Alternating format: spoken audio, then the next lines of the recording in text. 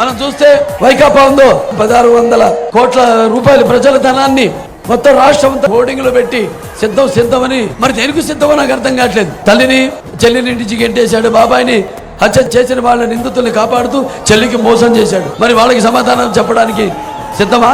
లేకపోతే ప్రతి సంవత్సరం జాబ్ క్యాలెండర్ తీసుకొస్తాను అని నమ్మబలికి కొత్తవి రాకపోగా ఉన్న పరిశ్రమలో వెళ్ళిపోయి ఈ యొక్క యువతని గంజాయికి మరి డ్రగ్స్ కి బానిసలు చేసి యువతని మోసం చేశాడు. ఆ యువతకు సమాధానం చెప్పడానికి సిద్ధమా అని అడగండి.